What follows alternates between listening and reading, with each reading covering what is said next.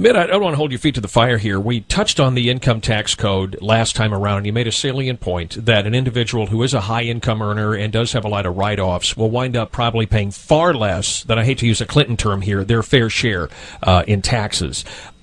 My question is, I'm a landlord in recovery, so I know what you're talking about. When you have a full portfolio of rental property, I actually paid negative tax in the year 2000 because of all the depreciation and whatnot. But it gets back to how complicated the code is and how patently unfair it can be.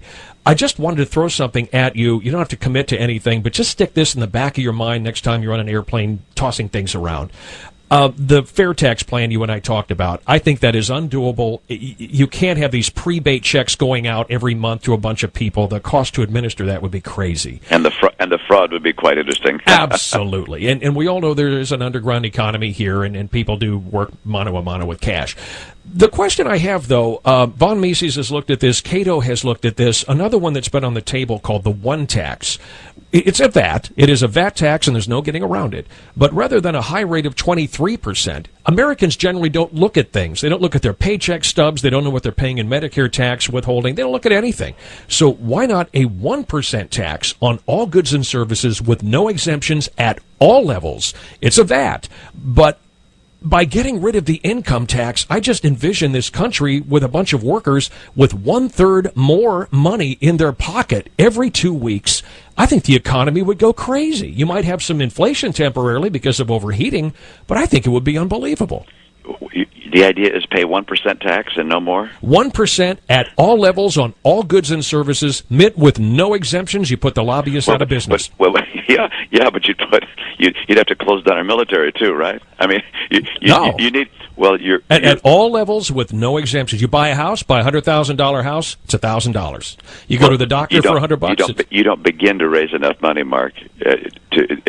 Actually, based on M1, I'm all in favor. I mean, I'm all in favor of getting rid of the unfair complication in our tax code. I'm all in favor of cutting back on government. Cato's looked at it. Von Mises has looked at it. 60% of spending is on care for the elderly.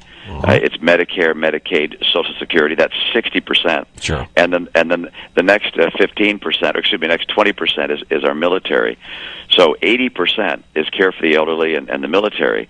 And you can't cut them back that much. As a matter of fact, you're probably going to see some expansion as people retire. So I'll take a look at the plan. But it's based on M1. I must admit, my experience is if something sounds too good to be true, it most likely is. Well, it's actually based on M1. And if you look at M1, the money in circulation, the money in people's pockets and checking accounts, the money that changes hands on a daily basis, and we're talking from raw materials to manufacturing to warehousing to distribution, at every level, you're collecting that 1%. Just think about it. And again, Cato's looked at it, Von Mises looked at it, and remember what Ron Paul said when you guys were laughing at him. If you got rid of the income tax, you will have the same amount of public revenue coming in that we had 10 years ago. And if you replace it with that 1%... Now, Mark, now think for a second. Do you think that our obligations to our seniors, given the growing population and the size of our military, is larger than it was 10 years ago? Absolutely. However, if you quit taxing Social Security, the idea that you have to pay income tax on a Social Security check is not only redundant, it's insane. Isn't it? Well, there's very little income that comes from that. It doesn't generate any income at all. But it's egregious that you have someone out there actually paying income tax on money they've already contributed as taxes. Hey, Mark, we're having fun, but I got to run. Yeah, I know. I've got one more show I got to do here. I know the heat's on. It's an interesting idea, but I got to tell you, I think everybody in America would say, "Gosh, a 1% tax. I'm all in favor of that." But make it two. Don't forget, we have to have a military that can protect us, and we have to care for our seniors. And I want to cut back on spending, but I'm not planning on cutting back to a 1% tax rate. You call Cato and check it out. Okay, Don't Mark. laugh, Mitt. You're laughing at Ron Paul too, and you know he's right. I sure am laughing at Ron Paul. I got to tell you, anybody who says we got to get rid of the CIA and the FBI, and that the reason that we're attacked by jihadists is because of us, is a guy who deserves a little bit of humor to come his way. Keep laughing. Thanks, Mitt. Talk to you later. Thanks. All right. Right there, he just lost my vote, Dan. He just lost my vote. He quoted Ron Paul out of school. He's chuckling about it. It's not funny. It is absolutely not funny. I got 4,000 dead soldiers, American soldiers, because of Iraq, which was ill-conceived. The premise was wrong. They lied. I got 4,000 dead soldiers. I got over 20,000 injured coming back. I got $1 trillion blown on that debacle, and he's laughing about it. You just lost my vote, Governor. You just lost it. And you notice when I put the pressure on, he had to run, just like Jon Snow did. Folks, they're going to have an income tax until you croak. You can buy all the Bortz books you want. It's going to be there because of a-holes like Mitt Romney. Done. Let's get to the news.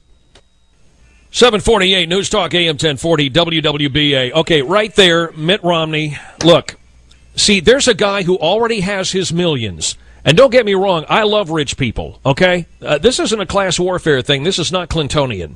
I love rich people because rich people turn the wheels and they're the ones that provide the jobs. But there's a guy, an elitist screwball right there, who has his millions, who could care less if the tax rate went to 40%. He doesn't care. He doesn't care. And he's laughing at Ron Paul again this morning. Well, he wants to get rid of the CIA. Hell yes, get rid of the CIA. What does the CIA do? They go out and do cloak and dagger crap ahead of the military and lay the groundwork, so roll it into the military. Get rid of another ABC agency. My God. And, you know, this nervous chuckling and mocking of a guy who speaks the truth. The man who told you the truth more than any other in those debates, who wasn't afraid to make enemies and tell the truth, was Ron Paul. And they laughed at him. Well, he deserves to be laughed at. No, Mitt Romney, you deserve to be laughed at. You elitist. Oh, I can't use the word. You know, it drives me nuts. And I think the Cato Institute is a pretty viable organization, and they've been crunching numbers for years. And Von Mises, I know, sometimes can be on the edge, but they've crunched him too. And when you look at the amount of money that changes hands on a daily basis in this country, especially when the economy is booming, and you tax it at 1% at all levels with no exemptions, guess what? You're going to generate a ton of revenue, and especially if you let people keep 1/3 more of their paychecks, or 25% more. They're going to blow it. They spend it, especially people at the lower income strata. They're going to spend their money, and that's all taxed at 1%. All of it. Doctor's appointments, groceries, homes, you name it, everything. Paving company, they're paying for the asphalt, they're paying for their paint, all of it's 1%, everything at all levels, no exemptions. The lobbyists are out of business, and Mitt Romney laughs. Mitt Romney, you lost my vote today. I was real close to giving it to you out of frustration, very close. And you know what? After hearing him chuckle like that, I'm going straight to that voting booth this morning, and I'm going to vote for Ron Paul. I know it ain't going to matter. I know Ron Paul ain't going to be president, but I've had it with these elitist Fs. I've had it with these guys. It doesn't matter who you vote for. Vote for Barack Obama, Hillary, Mitt Romney, John McCain. They're all on the same page, man. Every damned one of them. Every one of them. They will not change the tax code because it's control. It's total control. And Mitt Romney's one of them. And McCain's one of them.